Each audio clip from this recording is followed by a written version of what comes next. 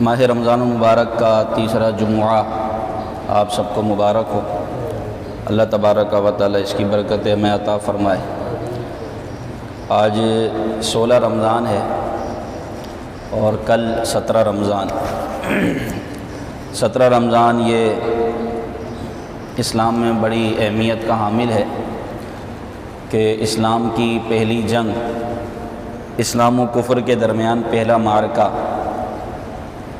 17 رمضان کو ہوا، جس کو جنگ بدر کے نام سے موسوم کیا جاتا ہے۔ اسی حوالے سے انشاءاللہ بیان کرنے کی کوشش کروں گا۔ اللہ پاک مجھے حق بیان کرنے، آپ کو حق سن کر اسے قبول کرنے کی توفیق عطا فرمائے۔ جنگ بدر جو اسلام و کفر کے درمیان پہلا معرکہ ہوا اور اللہ پاک نے مسلمانوں کو سرخروئی عطا فرمائی، کامیابی عطا فرمائی، یہ وہ معرکہ ہے کہ جس سے فرق واضح ہو گیا کہ حق پر کون ہے اور باطل پر کون۔ اس لیے اللہ پاک نے اس کا نام بھی یوم الفرقان رکھا، فرق کرنے والا دن۔ فرقان کا مطلب فرق کرنے والا۔ تو اس دن کا نام اللہ تبارک و تعالی نے قرآن میں یوم الفرقان رکھا، اور مسلمانوں نے نبی پاک صلی اللہ علیہ وسلم پر جو جان نثاری کی ہے اس کی مثال آپ ہے۔ یہ جس طرح اسلام کے لیے بڑا اہم دن ہے 17 رمضان، اسی طرح یہ عشق و محبت کے اظہار کا بھی دن ہے۔ صحابہ کرام کی جان نثاری کا دن تھا، صحابہ کرام کے اس امتحان کا دن تھا کہ کون نبی پاک صلی اللہ علیہ وسلم پر اپنا سب کچھ قربان کرتا ہے۔ تو یہ نبی پاک صلی اللہ علیہ وسلم کے غلام تھے کہ جو چند سینکڑوں میں تھے، اور سامنے ایک سپر پاور تھی جو کہ 1000 کے قریب تھے، جن کے پاس اسلحہ تھا، ساز و سامان تھا، سردار تھے، مال تھا، سب کچھ تھا، اور یہاں حال یہ تھا کہ لڑنے کے لیے تلواریں بھی نہیں تھیں۔ 313 مسلمان، صرف 8 تلواریں۔ آپ اندازہ لگائیں، کوئی ایسی جنگ دیکھی ہے کہ جہاں پر ایک طرف تو پورا اسلحہ بھرپور طریقے سے ہو، اسلحے سے لیز ہو، اور دوسری طرف لشکر کے پاس، لڑنے والوں کے پاس اسلحہ ہی نہ ہو، سامان ہی نہ ہو؟ تو بتائیے ایسی جنگ نہیں ہوگی۔ لیکن صحابہ کرام علیہم رضوان کی شان ہی نرالی تھی، سبحان اللہ۔ صرف 8 تلواریں پورے لشکر میں، ان میں سے بھی کچھ وہ کہ جن کے دستوں پہ زنگ لگا ہوا۔ اللہ اکبر۔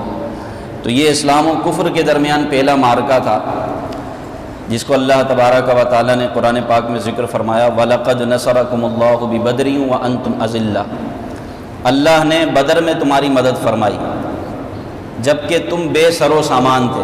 اللہ پاک بھی فرماتا ہے وَأَنْتُمْ أَذِلَّةٌ، بے سر و سامانی کے عالم میں تھے، اللہ نے تمہاری بدر کے دن مدد فرمائی۔ 2 ہجری میں قبلہ تبدیل ہوا۔ نبی پاک صلی اللہ علیہ وسلم جب مکے میں تھے، بڑا تکلیفیں دی گئیں، ستایا گیا، اذیتیں دی گئیں، صحابہ کرام علیہم رضوان کو تکلیفیں دی گئیں، نبی پاک صلی اللہ علیہ وسلم کو اذیتیں دی گئیں۔ حضرت سمیہ اور حضرت یاسر رضی اللہ عنہما اجمعین، ان دونوں ہستیوں کو ابو جہل نے چوک پر کھڑے ہو کر شہید کیا۔ یہ اسلام کی پہلی شہیدہ تھیں حضرت یاسر، حضرت عمار کی والدہ حضرت سمیہ رضی اللہ عنہا، جن کو ابو جہل نے انتہائی بے دردی کے ساتھ پورے بازار میں چوک پہ شہید کیا۔ نبی پاک صلی اللہ علیہ وسلم نے جب اعلان نبوت فرمایا، یہی مکہ والے جو آپ کو صادق و امین کہتے تھے، آپ کی جان کے دشمن بن گئے، اور جہاں نبی پاک صلی اللہ علیہ وسلم جاتے وہیں تکلیف کا کوئی نہ کوئی یہ لوگ سامان کرتے۔ صحابہ کرام کو اذیتیں دی گئیں، اتنی تکلیفیں دی گئیں کہ مجبوراً صحابہ کرام کو ہجرت کرنا پڑی۔ نبی پاک نے حکم فرمایا کہ جائیے حبشہ کی طرف ہجرت کر جائیے۔ صحابہ کرام حبشہ کی طرف چلے گئے، وہاں بھی کافر پہنچ گئے، اور نجاشی بادشاہ کو ورغلانے لگے کہ مسلمانوں کو ہمارے حوالے کر دو کہ یہ ہمارے باغی ہیں، ہم سے بھاگ کر آئیں۔ وہاں بھی پیچھا نہ چھوڑا، پھر اذیتیں تکلیفیں دی گئیں، یہاں تک کہ نبی پاک صلی اللہ علیہ وسلم طائف کی طرف گئے، وہاں کے سرداروں کو ایمان کی دعوت دینے۔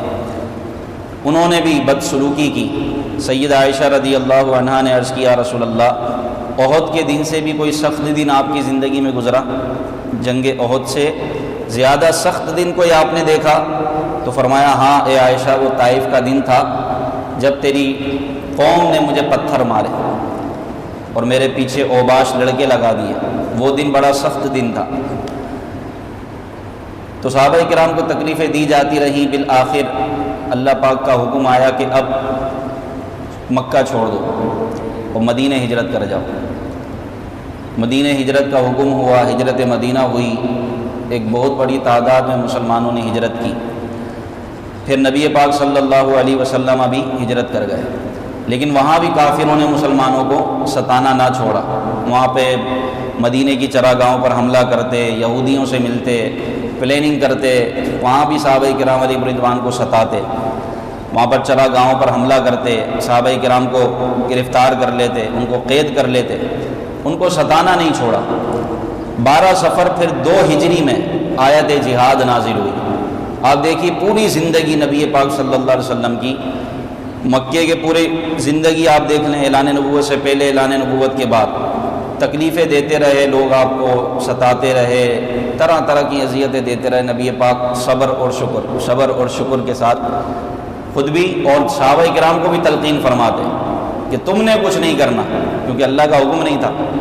اب آیت جہاد نازل ہوئی، اذن للذین یقاتلون بانہم ظلموا، ارشاد فرمایا گیا جن سے لڑائی کی جاتی ہے مسلمان، ان کو بھی اب لڑنے کی اجازت دی گئی، کیونکہ وہ مسلمان مظلوم ہیں اور خدا ان کی مدد پر قادر ہے۔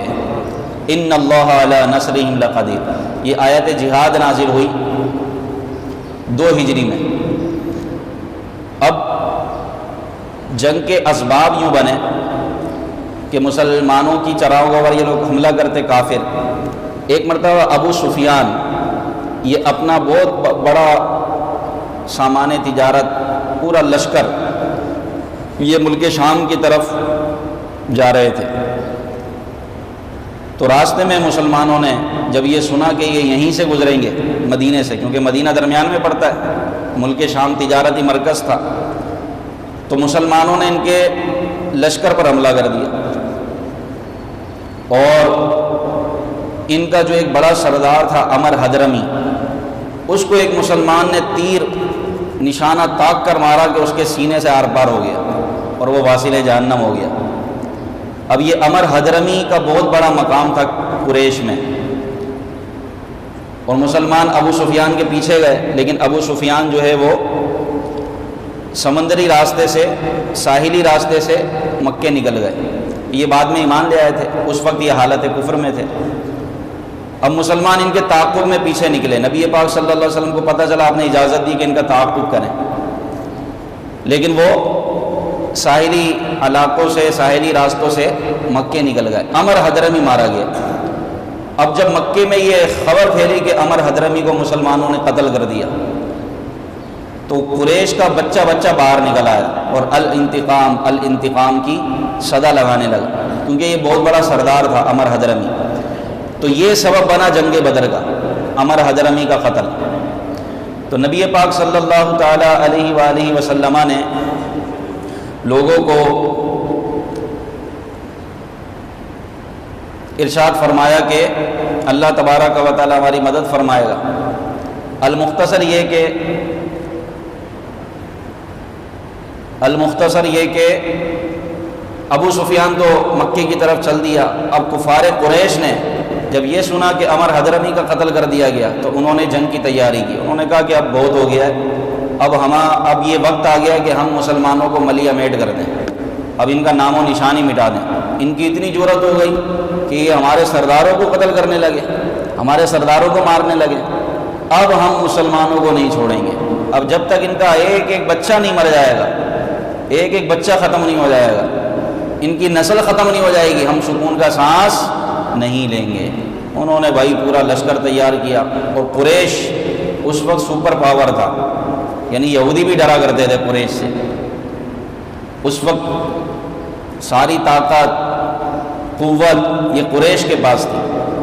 قریش بہت بڑا قبیلہ تھا، سرداری ان کے پاس تھی، خانہ کعبہ کی خدمت ان کے پاس تھی، آب زمزم کی خدمت ان کے پاس تھی، سارے بڑے بڑے امور ان کے پاس تھے، یہودی بھی ان کے پاس آگے ہاتھ جوڑتے تھے۔ اس وقت قریش کا عالم یہ تھا۔ انہوں نے یہ طے کر لیا کہ اب ہم نے مسلمانوں سے جنگ کرنی اور بدر کی طرف جانا ہے، لہذا بہت بڑا لشکر تیار ہوا، اسلحے سے لیس، کھانے پینے کی فراوانی، مال منال سب لے کر یہ سب کے سب کفار بدر کی طرف چل دیے۔ بدر یہ مدینے سے 80 میل کے فاصلے پر ایک گاؤں کا نام تھا، وہاں پر ایک کنواں تھا جس کے مالک کا نام تھا بدر، تو اسی کے نام سے اس پورے علاقے کا نام بدر رکھا گیا۔ تو مدینے سے 80 میل کے فاصلے پر ہے بدر۔ اب نبی پاک صلی اللہ علیہ وسلم صحابہ کرام علیہ رضوان کے ساتھ پہلے اس جگہ پر تھے جہاں پر ابو سفیان کا تعاقب کیا جا رہا تھا۔ کسی نے آ کر خبر دی کہ یا رسول اللہ، کفار قریش بدر کی طرف پیش قدمی کر رہے ہیں اور انہوں نے بہت بڑا لشکر تیار کر لیا ہے اور وہ بدر کی طرف آ رہے ہیں۔ نبی پاک صلی اللہ علیہ وسلم نے ارشاد فرمایا کہ پھر ہم بھی جائیں گے، ہم بھی بدر کی طرف چلیں گے اور ہم بھی ان کا مقابلہ کریں گے۔ لیکن ابھی جو صحابہ کرام باہر نکلے تھے یہ جنگ کی نیت سے نہیں نکلے تھے، یہ صرف ابو سفیان کے اور اس کے لشکر کے تعاقب کے لیے نکلے تھے، جنگ کا ارادہ ہی نہیں تھا۔ لیکن ایک مقام پر پہنچ کر جب نبی پاک صلی اللہ علیہ وسلم کو یہ خبر ملی کہ کفار قریش بدر کی طرف چہل قدمی کر چکے ہیں، پیش قدمی کر چکے ہیں اور پورے لشکر کے ساتھ بدر کی طرف آ رہے ہیں، اللہ اکبر، تو نبی پاک صلی اللہ علیہ وسلم نے بھی صحابہ کرام کو یہ حکم دیا کہ ہم بھی بدر کی طرف جائیں گے اور کافروں سے جنگ کریں گے اور اللہ تعالی ہماری مدد فرمائے گا، اللہ ہماری مدد فرمائے گا۔ لیکن یاد کریں جب بیعت عقبہ ہوئی، صحابہ کرام جو مدینے سے گئے حضور علیہ السلام پر ایمان لائے، انہوں نے عہد کیا تھا اور اس عہد میں یہ بات بھی شامل تھی کہ یا رسول اللہ، ہم آگے سے، پیچھے سے، دائیں سے، بائیں سے آپ کی حفاظت کریں گے اور آپ کو تنہا نہ چھوڑیں گے، لیکن یا رسول اللہ ہم خود سے کسی پر تلوار نہیں اٹھائیں گے، اگر کوئی ہم پر حملہ کرے گا، اگر کوئی ہم سے جنگ کرے گا تو پھر ہم اس کا مقابلہ کریں گے، ہم خود سے آگے نہیں بڑھیں گے۔ اب نبی پاک صلی اللہ علیہ وسلم نے بدر کی طرف پیش قدمی کا حکم تو ارشاد فرمایا، لیکن آپ نے پہلے صحابہ سے مشورہ کیا، یہ حضور کی سنت ہے مشورہ کرنا۔ حالانکہ نبی پاک حکم فرماتے تو بغیر مشورے کے صحابہ کرام جان قربان کر دیتے، لیکن آپ نے مشورہ فرمایا اور صحابہ کرام کو جمع کیا۔ آپ نے فرمایا اشیروا الی ایھا الناس، اے لوگو مجھے مشورہ دو کہ اب ہمیں کیا کرنا ہے، ہم بدر کی طرف چلیں یا پھر مدینے میں رہ کے اپنا دفاع کریں۔ تو صحابہ کرام خاموش تھے۔ نبی پاک صلی اللہ علیہ وسلم نے پھر ارشاد فرمایا اشیروا الی ایھا الناس، کہ مجھے مشورہ دو کہ کیا کرنا ہے، تمہارا کیا مشورہ ہے۔ اب سناٹا چھایا ہوا ہے۔ اب کچھ لوگ یہ سوچتے ہیں کہ ہم نے تو یہ عہد کیا تھا کہ ہم مدینے میں رہیں اور مدینے میں رہ کے اپنا دفاع کریں گے، ہم کسی پر تلوار نہیں اٹھائیں گے، لیکن کچھ یہ سوچ رہے تھے کہ ہم نے جانا ہے نبی پاک صلی اللہ علیہ وسلم کے ساتھ۔ تو حضور علیہ السلام نے اختیار دیا کہ تم کیا کہتے ہو اور مجھے مشورہ دو کہ آخر کیا کرنا ہے۔ سناٹا طاری ہے محفل پر، سارے صحابہ کرام خاموش ہیں، کوئی ذہن میں یہ سوچ رہے ہیں کہ ہم کیا گائیں، مدینے میں رہیں کہ مدینے سے باہر جائیں، کیونکہ یہ اسلام و کفر کے درمیان پہلی جنگ تھی اور یہ کس کے مقابلے میں تھی، ایک سپر پاور فوج کے، ایک سپر پاور قوم کے مقابلے میں، قریش کے مقابلے میں نکلنا تھا۔ قریش کے مقابلے میں نکلنے کا مطلب یہ تھا کہ اپنی جان گنوانا۔ مسلمانوں کی تعداد ہی کم، صرف 313 مسلمان، یہ کل کائنات تھی نبی پاک صلی اللہ علیہ وسلم کی۔ میرے آقا نے فرمایا کہ بتاؤ کیا کرنا ہے، اشیروا الی ایھا الناس، اے لوگوں مجھے مشورہ دو کیا کرنا ہے۔ اللہ اکبر۔ اب صحابہ کرام نے جب تکرار سنی اور نبی پاک صلی اللہ علیہ وسلم کی یہ بات سنی کہ مجھے مشورہ دو، مجھے بتاؤ کیا کرنا ہے، اللہ اکبر۔ ابو بکر و عمر نے عرض کی اے ہادی دوراں، سب سے پہلے شیخین کھڑے ہوئے، سیدنا صدیق اکبر کھڑے ہوئے، فاروق اعظم کھڑے ہوئے، اور انہوں نے کیا کہا، شاعر نے اس کو نظم کیا کہ جو مشورہ صحابہ کرام علیہ رضوان نے نبی پاک کی بارگاہ میں پیش کیا وہ کیا تھا، شاعر نے اس کو نظم کیا۔ اور جنگ بدر میں جب سرکار نے مشورہ مانگا تو سب سے پہلے ابو بکر و عمر کھڑے ہوئے اور کیا کہا، ابو بکر و عمر نے عرض کی اے ہادی دوراں، ہمارے جان و مال اولاد سب کچھ آپ پر قربان۔ غلامان محمد جان دینے سے نہیں ڈرتے، یہ سر رہ جائے یا کٹ جائے وہ پرواہ نہیں کرتے۔ یا رسول اللہ آپ اشارہ فرمائیں، آپ جو کہیں گے اگر برگ الرماد تک ہمیں جانا ہوگا تو ہم آپ کے ساتھ جائیں گے۔ یہ زوردار تقریر کی سیدنا صدیق اکبر اور فاروق اعظم نے، لیکن نبی پاک صلی اللہ علیہ وسلم کا جو خطاب تھا وہ انصار کی طرف تھا۔ حضور اصل مخاطب تھے مدینے میں رہنے والے صحابہ سے، مہاجرین تو ساتھ ہی تھے آپ کے، مکے کے صحابہ تو ساتھ ہی تھے۔ اصل جو مشورہ مانگا جا رہا تھا ایوہ الناس ایوہ الناس کہہ کر، وہ صحابہ کرام جو انصار صحابہ تھے مدینے میں رہنے والے صحابہ، سرکار ان سے مشورہ طلب فرما رہے تھے کہ ان کی طرف سے کیا جواب آتا ہے۔ جب سیدنا صدیق اکبر رضی اللہ تعالیٰ عنہ فاروق اعظم نے اپنی اپنی رائے پیش کی اور ایک محبت بھرا ایک جذبہ نبی پاک صلی اللہ علیہ وسلم کے سامنے رکھا، تو اب مدینے کے صحابہ بھی دیکھ رہے تھے۔ تو حضرت مقداد رضی اللہ تعالیٰ عنہ اٹھے۔ حضرت مقداد مدینے میں خطیب، صحابہ کرام کے خطیب تھے حضرت مقداد رضی اللہ، اور سردار تھے۔ اٹھے مقداد، عرض کی اے سرور عالم، نہیں ہے قوم موسیٰ کی طرح کہہ دینے والے ہم قوم موسیٰ کی طرح آپ سے نہیں کہیں گے کہ آپ لڑے اور آپ کا رب لڑے۔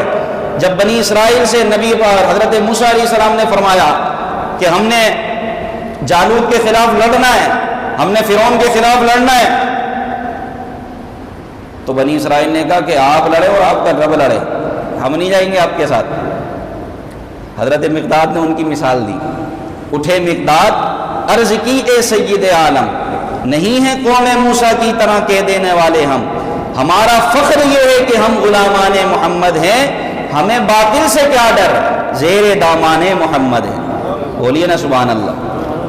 حضور نے پھر فرمایا اشیروا الی ایھا الناس، اے لوگوں مجھے مشورہ دو کیا کرنا ہے۔ اب انصار کھڑے ہوئے، ادب سے عرض کی انصار ہیں ہم یا رسول اللہ۔ انصار صحابہ کھڑے ہوئے، ادب سے عرض کی انصار ہیں ہم یا رسول اللہ، غلامان شہ ابرار ہیں ہم یا رسول اللہ۔ اگر ارشاد ہو بحر فنا میں کود جائیں ہم، ہلاکت خیز گردابے بلا میں کود جائیں ہم۔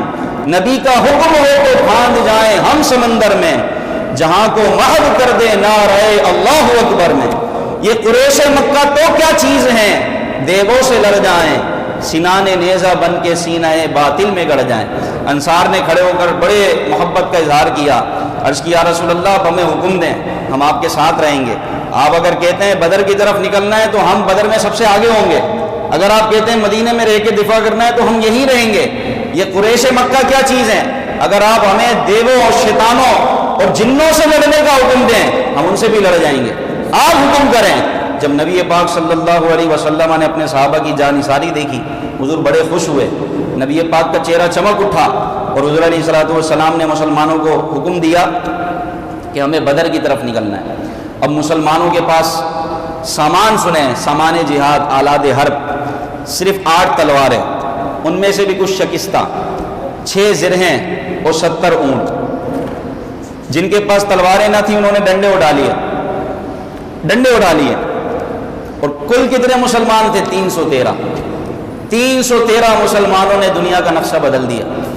313 مسلمانوں نے قریش کو ناک و چنے چبا دیے۔ 313 مسلمان، تلواریں بھی مکمل نہیں، زرہیں بھی مکمل نہیں، اونٹ سواری بھی مکمل نہیں۔ ایک اونٹ پر نبی پاک نے 3 بندوں کو سوار فرمایا، وہ کچھ پیدل چل دیے۔ جب مسلمان جانے لگے تو یہودیوں نے مذاق اڑایا اور کہا کہ یہ تم کس کے خلاف لڑنے جا رہے ہو، کہ مذاق کر رہے ہو، تم جنگ کرنے جا رہے ہو، تمہارے پاس تلواریں نہیں ہیں، لڑو گے کس سے؟ ڈنڈوں سے لڑو گے۔ وہ مسلمانوں کا مذاق اڑانے لگے، ہنسنے لگے، تانا کرنے لگے، اللہ اکبر۔ انہوں نے کہا کیسے لڑو گے؟ تو کسی نے کیا خوب جواب دیا، نہ تیغ و تیر پر تکیا، نہ خنجر پر نہ بھالے پر۔ کسی نے محبت بھرا جواب دیا یہودیوں کو، نہ تیغ و تیر پر تکیا، نہ خنجر پر نہ بھالے پر، ہمیں بھروسہ ہے تو اس سادہ سی کالی کملی والے پر۔ ہمیں یہ تلوار اور نیزے پر اس پر بھروسہ نہیں ہے، ہمیں تو نبی پاک پر بھروسہ ہے۔ انہوں نے فرمایا اللہ ہماری مدد فرمائے گا۔ نکل گئے 313 مسلمان، بدر میں پہلے کافر پہنچ گئے اور انہوں نے اچھی جگہوں پر قبضہ کر لیا، جو کنویں تھے پانی سے بھرے ہوئے ان جگہوں پر قبضہ کر لیا۔ اب مسلمان جب پہنچے تو مسلمانوں کے پاس ایسی زمین کے جس میں ریت تھی، مٹی تھی، ریت تھی، وہ چلتے تو پاؤں دھستے، اللہ اکبر۔ اور مسلمانوں کے پاس پانی بھی نہیں، کیونکہ خالی کنویں، اور کنووں پر انہوں نے قبضہ کر لیا جو پانی سے بھرے ہوئے تھے۔ تو صحابہ کرام علیہ رضوان نے عرض کیا، رسول اللہ یہ جگہ مناسب نہیں ہے، خیال یہ ہے کہ آگے تشریف لے چلیے۔ نبی پاک تھوڑا سا آگے ہو گئے، پھر صحابہ کرام نے عرض کیا، رسول اللہ یہ جگہ بھی مناسب نہیں ہے۔ نبی پاک صلی اللہ علیہ وسلم نے فرمایا کہ اگر اللہ نے چاہا تو یہی مناسب ہوگا۔ اللہ اکبر۔ بہرحال جنگ کا آغاز ہوتا ہے، رات میں نبی پاک قرآن کی تلاوت فرماتے ہیں، صحابہ کرام کو جمع فرماتے ہیں، ان کو قرآن کی تلاوت سناتے ہیں، آیت جہاد سناتے ہیں۔ رات کو ایسا خطبہ ارشاد فرماتے ہیں کہ صحابہ کرام میں ہر ایک شوق شہادت سے سرشار ہو کر کھڑا ہو جاتا ہے، یا رسول اللہ میں آگے بڑھوں گا۔ سب شوق شہادت سے سرشار ہو کر اپنے آپ کو پیش کرتے ہیں، یا رسول اللہ پہلے میں جاؤں گا، پہلے میں جاؤں گا۔ رات ہی کو حضور میدان بدر میں نکلتے ہیں صحابہ کرام کے ساتھ۔ صحیح مسلم شریف کی حدیث ہے، نبی پاک کے ہاتھ میں ایک چھڑی تھی، سرکار علیہ الصلوۃ والسلام ایک ایک جگہ رکتے اور چھڑی سے نشان لگاتے، لکیر کھینچتے اور فرماتے کہ یہ فلاں کافر کے مرنے کی جگہ ہے، ابو جہل یہاں مرے گا، عتبہ یہاں مرے گا، فلاں کافر یہاں مرے گا، فلاں کافر یہاں مرے گا۔ میرے غیب دان آقا صلی اللہ علیہ وسلم رات میں جنگ ہونے سے پہلے، آپ مسلم شریف پڑھیں، نشان لگا کے ارشاد فرمائے کہ فلاں کافر یہاں مرے گا۔ جب جنگ ختم ہو گئی، صحابہ کرام کہتے ہیں کہ جس جگہ نبی پاک نے نشان لگایا تھا وہ کافر اسی جگہ مرا ہوا پایا گیا، نہ ایک انچ آگے نہ ایک انچ پیچھے، جہاں سرکار نے فرمایا تھا کافر اسی جگہ پایا گیا، اسی جگہ مرا ہوا پایا گیا۔ اب جنگ شروع ہوتی ہے، نبی پاک صلی اللہ علیہ وسلم صفے دروس فرما رہے۔ صحابہ کرام کا کیا عشق تھا۔ حضرت زرار رضی اللہ تعالیٰ عنہ عرض کرتے ہیں کہ یار حضرت سوار رضی اللہ تعالیٰ عنہ عرض کرتے ہیں، یا رسول اللہ صلی اللہ علیہ وسلم توجہ فرمائیے، حضور سب سیدھی فرما رہے ہیں اور چھڑی تھی نبی پاک کے ہاتھ میں، اس سے صحابہ کرام کی صفوں کو درست کر رہے تھے۔ آپ نے وہ چھڑی حضرت سوار رضی اللہ عنہ کی طرف کی تو ان کے تھوڑی سی تیز لگی، سخت کر کے لگی تو وہ تھوڑے پیچھے ہو گئے۔ اب بھرا مجمع ہے، سامنے کافر نے جنگ کی تیاری کر لی ہے، یہاں مسلمانوں کی صفیں درست کی جا رہی ہیں۔ حضرت سوار رضی اللہ تعالیٰ عنہ کہتے ہیں، یا رسول اللہ مجھے قصاص چاہیے۔ کیا چاہیے؟ آپ نے مجھے اتنی تیز چھڑی ماری ہے، مجھے تکلیف ہوئی ہے، مجھے اس کا بدلہ چاہیے۔ صحابہ کرام حیرت میں یہ کیا کہہ رہے ہیں، اور حضرت سوار کو کہنے لگے تم کیا بات کر رہے ہو، سامنے کافر کھڑے ہیں، تمہیں قصاص چاہیے، وہ بھی رسول اللہ سے؟ کہا کہ ہاں مجھے بدلہ چاہیے، مجھے اتنی تیز چھڑی لگی ہے، مجھے چھڑی لگی ہے، مجھے بدلہ چاہیے۔ تو رحمت عالم صلی اللہ علیہ وسلم نے جب سنا تو آپ نے اپنے پیراہن کو اوپر اٹھا لیا، کیونکہ آپ کا جسم تھوڑا سا حضرت سوار کا ننگا تھا، آپ کی قمیص اوپر ہوئی ہوئی تھی، حضور علیہ السلام نے آپ کے جسم پر چھڑی لگائی تھی۔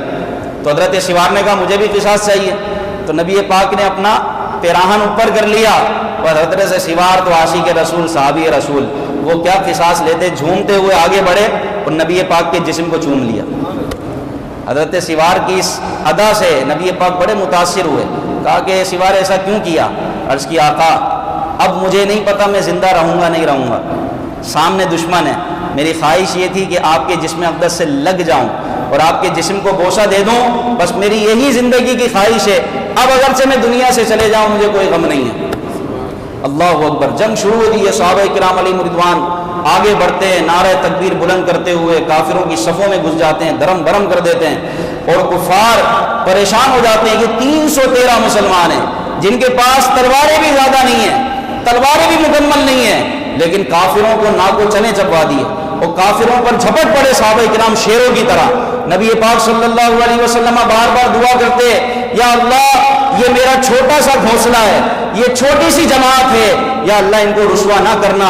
میرے آقا دعائیں مانگ رہے ہیں، عریش ایک سائبان بنایا گیا میرے آقا کے لیے، حضور اس کے نیچے کھڑے تھے، آج بھی بدر کی جگہ پر مسجد عریش قائم ہے، وہاں پر حضور علیہ السلام کا سائبان، ایک چھتری سے ایک چھت نما چٹائی کا ایک سائبان بنایا گیا، میرے آقا وہاں کھڑے ہو کر کبھی سجدے میں جاتے، کبھی کھڑے ہو کر دعا کرتے، کبھی سجدے میں جاتے، حضور کبھی آگے ہوتے کبھی پیچھے ہوتے، گریاں ازاری فرماتے اور اللہ کی بارگاہ میں دعا کرتے، یا اللہ یہ چھوٹی سی جماعت ہے اور اس سرزمین میں، اس پوری کائنات میں ان کے علاوہ تیرا نام لینے والا کوئی نہیں. یا اللہ اپنا وعدہ سچا کر دے, ہماری مدد فرما, ان کی حفاظت فرما, ایسا نہ ہو کہ یہ سب ہلاک ہو جائیں. یا اللہ ان کی مدد فرما, یہی کل کائنات ہے میری, یہی 313 ہیں جو اس کائنات میں تیرا نام لینے والے ہیں, ان کے سوا تیرے توحید کا علم بردار کوئی نہیں. حضور سجدے میں جاتے اور ارشاد فرماتے, یا اللہ تو نے جو وعدہ کیا اس کو پورا کر دے, تو نے جو وعدہ فرمایا اس کو پورا کر دے. کبھی آپ قیام کی حالت میں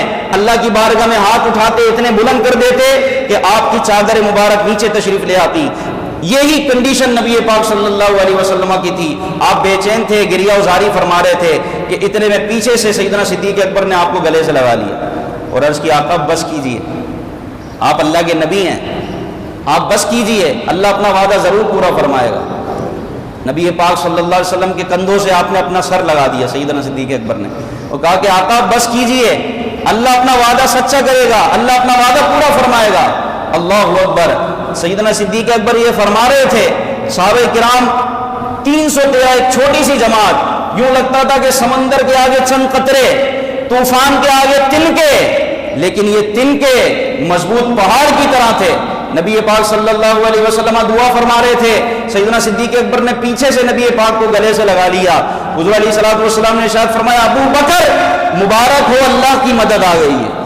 اللہ نے 1000 فرشتے بھیجے ابتداء, اس کے بعد 3000 فرشتے بھیجے, پھر اس کے بعد 5000 فرشتے اہل بدر کے لیے, مسلمانوں کی مدد کے لیے اللہ پاک نے نازل فرمائے.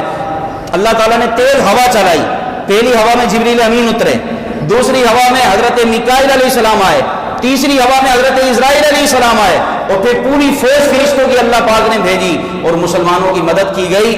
مسلمان صحابہ کرام علیہ رضوان کہتے ہیں کہ ہم کافر کے سامنے جاتے, ابھی تلوار ہم اٹھاتے ہی تھے کہ اس کی گردن پہلے سے جدا ہو جاتی, کسی کی ناک کٹ جاتی ہمارے سامنے, کسی کا کان کٹ جاتا. صحابہ کرام عرض کی, یا رسول اللہ یہ عجیب منظر ہے, ابھی ہم تلوار اٹھاتے ہیں کہ ہماری تلوار پہنچ نہیں پاتی کہ کافر واصل جہنم ہو جاتا ہے. نبی پاک نے فرمایا کہ یہ جبریل امین ہے جو تمہارے ساتھ جہاد کر رہے ہیں. بولیے نا سبحان اللہ, اللہ اکبر. اللہ پاک نے فرمایا, وَلَقَدْ نَصَرَكُمُ اللَّهُ بِبَدْرٍ وَأَنْتُمْ أَذِلَّةٌ, اور یوں اللہ پاک نے مسلمانوں کو سرخروئی عطا فرمائی, اور ان 313 نے اس سپر پاور کو خاک میں ملا دیا. ابو جہل مارا گیا, اور ابو جہل تو اس بے دردی سے مارا گیا, ابو جہل کو 2 ننھے بچوں نے قتل کیا, افرا کے بیٹے حضرت معاذ و معوذ. تفصیل میں بیان کروں تو وقت نکل جائے چونکہ وقت کم ہے. حضرت معاذ و معوذ جو چھوٹے ننھے مجاہدین تھے, یہ جنگ میں شریک ہوئے ضد کر کر, نبی پاک کی بارگاہ میں حاضر ہوئے, یا رسول اللہ ہمیں جنگ میں جانا ہے. سرکار نے فرمایا, تم تو بچے ہو, تمہیں اجازت نہیں ہے. یہ اتنا روئے اتنا روئے اتنا روئے کہ نبی پاک نے ان کے رونے پر ان کو اجازت عطا فرمائی. 2 ننھے مجاہدین تھے, انہوں نے ابو جہل کو قتل کیا جنگ بدر میں. حضرت عبداللہ بن مسعود کہتے ہیں, میں جہاد کر رہا تھا, 2 چھوٹے بچے میرے پاس آئے اور کہنے لگے, چچا جان بتائیے ابو جہل کہاں ہے. عبداللہ بن مسعود کہتے ہیں, میں نے تلوار روکی, اور میں نے کہا تم جنگ میں کیسے آ گئے, اور تم ابو جہل کا کیوں پوچھ رہے ہو. کہا کہ ہم نے سنا ہے کہ وہ نبی پاک کو گالیاں دیتا ہے, ہمارے محبوب کو گالیاں دیتا ہے, ہمیں بتایا ابو جہل کہاں ہے, آج ہم اس کو واصل جہنم کریں گے, مر جائیں گے یا ماریں گے ناری کو. سنا ہے گالیاں دیتا ہے وہ محبوب باری کو. حضرت عبداللہ بن مسعود کہتے ہیں, میں نے اشارہ کیا, ابو جہل اپنے لوگوں کے ساتھ تھا اور اپنے گارڈ کے ہجوم میں ان کے حصار میں تھا, اور اس کی حفاظت کرنے والے اس کے ارد گرد کھڑے تھے. میں نے جیسے ہی اشارہ کیا, وہ افراد کے بیٹے حضرت معاذ و معوذ اپنی ننگی تلواریں لے کر دوڑے اور ابو جہل پر جھپٹ پڑے, اور ایسا جھپٹے اور ایسا حملہ کیا کہ اس کی پنڈلی کو الگ کر دیا, یہاں تک کہ اس کو واصل جہنم کر دیا, اور اس کو قتل کر کے نبی پاک کی بارگاہ میں دونوں حاضر ہوئے, یا رسول اللہ ہم نے ابو جہل کو قتل کر دیا. عبداللہ بن مسعود کہتے ہیں کہ ان دونوں ننھے شہزادوں نے ابو جہل کو قتل کیا. کیسا جذبہ تھا یار. یہ تھے مسلمان, یہ تھے 313 کہ جن کی وجہ سے اللہ نے فرشتوں کو اتار دیا اور اہل بدر کی مدد فرمائی. اس جنگ کے بعد جو اسلام کو شان و شوکت ملی, اس کے بعد کافروں کے سر نیچے ہو گئے, ان کی کمریں ٹوٹ گئیں, اور کسی میں یہ جرأت نہیں ہوئی کہ علل اعلان کوئی کافروں پر حملہ کر سکے. اللہ نے مسلمان کو اور اسلام کو ایسی عزت عطا فرمائی جنگ بدر کے دن, اور اس دن کا نام اللہ تبارک و تعالیٰ نے یوم الفرقان رکھا. پیارے بھائیو, ہم نے جنگ بدر سے کیا سیکھا؟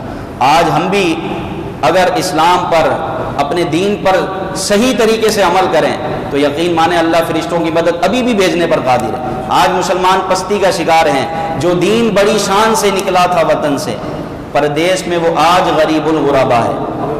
جو دین بڑی شان سے نکلا تھا، جس دین کے لیے صحابہ کرام نے قربانیاں دی، آج وہ دین ماننے والوں کو دین نہیں آتا۔ ہماری بدقسمتی ہے، آج دین ماننے والے، دین پر ایمان لانے والے دین پر نہیں چل رہے، تو غیروں سے کیا شکوا؟ تو مسلمانوں اپنی قدر کو پہچانو۔ ہم نے جنگ بدر لڑی ہمارے بڑوں نے، اور اللہ نے 313 مسلمانوں کو فتح یاب فرمایا ہے کافروں کے مقابلے میں۔ آج بھی اگر مسلمان متحد ہو جائیں، اللہ اور اس کے رسول کے احکام کی فرما برداری کریں، انشاءاللہ وہ دن دور نہیں ہوگا کہ جب اسلام غالب آ جائے گا۔ لیکن شرط یہ ہے کہ ہم اپنے دین پر عمل کریں، تبصرے نہ کریں، ہم خود عمل کریں۔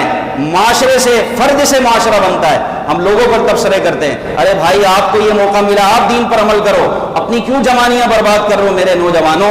دین پر عمل کرو، آپ نے دین محمدی کو سنبھالنا ہے، آپ دین کے معمار ہو، دین کو پہلے سیکھو، اس پر عمل کرو اور پھر دین کو مضبوط کرو۔ فرقہ واریت میں پڑ گئے، کوئی کسی کو سن رہا ہے، کوئی کسی کے خلاف بول رہا ہے، کوئی کسی کے خلاف بول رہا ہے، ارے سب مسلمان ہیں، نبی پاک کے سب غلام ہیں۔ اپنے دین کو سیکھیں، علم حاصل کریں، دین کا علم ہوگا تو آپ دین کو سمجھیں گے نا، دین کو جب سمجھ جائیں گے تو پھر دین کے شہدائی بنیں گے۔ پہلے علم حاصل کریں۔ اتنا بڑا جامعۃ المدینہ ہمارے برابر میں موجود ہے، کتنے پڑھنے والے ہیں آگے؟ شوق ہی نہیں ہے۔ اسکول کالجوں میں رش لگا ہوا ہے، وہاں پڑھ لکھ کے بندہ یا تو ظالم بنتا ہے یا پھر آپ پڑھا لکھا ہی آج کل کرپشن کرتا ہے۔ میں اس کے خلاف نہیں ہوں دنیاوی تعلیم کے، آپ ضرور حاصل کریں، لیکن دین پہلی ترجیح ہے۔ دین کا علم حاصل کریں، اور مسلمان اپنے دین کا جب علم حاصل کرتا ہے تو بھی دین پر عمل کرنے کی کوشش بھی کرتا ہے۔ تو پیارے بھائیوں، دین کے ساتھ مربوط ہو جائیں، اپنی جوانیوں کو، اپنی زندگیوں کو برباد نہ کریں، نمازیں پڑھیں، تلاوتیں کریں، دین کا کام کریں، مل جل کر دین کا کام کریں۔ آج دین پر حملے ہو رہے ہیں، خود دین کا نام لینے والے دین پر حملے کر رہے ہیں۔ آپ کو کیا ہو گیا؟ آپ سنتے ہیں باتیں اور ان کے ساتھ ان کا ساتھ دیتے ہیں۔ کوئی پردے کا مذاق اڑا رہا ہے، کوئی نمازوں کا مذاق اڑا رہا ہے، کوئی جنت کا مذاق اڑا رہا ہے، کوئی روزے کا انکار کر رہا ہے، کوئی زکوٰۃ کا انکار کر رہا ہے۔ یہ کیا ہو رہا ہے؟ اور آپ ایسے لوگوں کو سنتے ہیں۔ ارے ان سے اپنا ناطہ توڑیں اور اسلام کے سچے شہدائی بن جائیں، دین پر مضبوطی سے عمل کریں، بس دین پر عمل کریں، اس کے علاوہ کوئی کسی چیز پر عمل نہیں کر رہا۔ مضبوط ہو جائیں اور اپنے دین کے ساتھ مخلص ہو جائیں، اور نبی پاک صلی اللہ علیہ وسلم کے سچے عاشق بن کر زندگی گزاریں، نبی پاک کی محبت میں زندگی گزاریں۔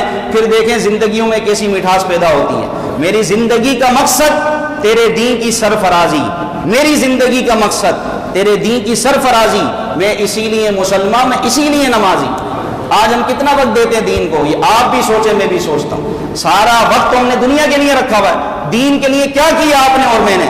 ہم ایک مسجد تو بنا نہ سکے، نمازیں نہیں پڑھتے تو مسجدیں کیسے بنائیں گے؟ تو میرے بھائیوں ایسا نہ کریں، ابھی بھی وقت ہے۔ اب ہم نبی پاک پر اپنی جان کیسے قربان کر سکتے ہیں؟ ان کے دین پر جان قربان کر کے، اپنا وقت دے کر، اپنا مال دے کر ان کے دین کی مدد کریں، دین سے محبت کریں۔